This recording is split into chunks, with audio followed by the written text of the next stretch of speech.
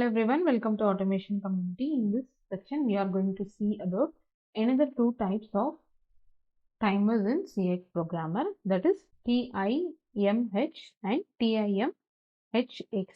These two timers are high-speed timers and it is having a time delay unit of 10 milliseconds.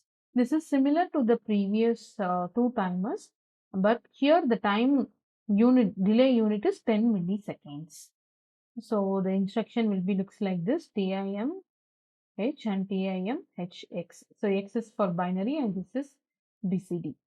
So let's see how to do that in the CX programmer. So here I have used the same example what we have seen for the previous two timers. So let's go for the new instruction, dtime, find instruction and go to timer, TIMH. Can you see here? This is the 10 milliseconds timer and these two are high speed timers. So this is the BCD type. Click OK and give the timer address. I'm going to give a 0. And it is asking for set value. We'll give that and we'll take the BCD type also. TIMHX. That's it. And give the timer number. I'm giving us 1 and give time duration as for 10 seconds. I want to run the timer. So how many seconds I have to give here? Since it is a 10 milliseconds, I have to give 1000. So that 1000 into 10 milliseconds is 10 seconds.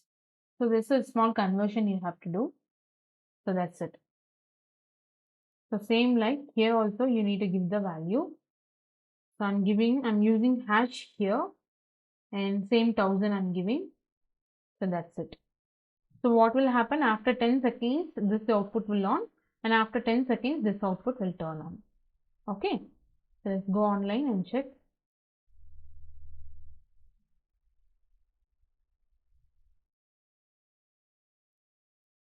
So these two timers are also non-retentive timers. So in between, if you turn on the input, your set value will go back to the previous one. I mean, 1000 BCD. The value will retain 1000 BCD. These two are also a decrementing timer, so it will start counting down. So let's see that. I'm going to turn on an input. Look at this 1000 and it is started reducing. Both are started reducing and after 10 seconds motor will turn on. I'm using a single input to turn on both the timers. That's it. Okay. So just turn off. Now we'll turn off the contact in between. So turn on. The timer is running. Turn off in between. What is happening? Both the timers are off and it will go back to the original value.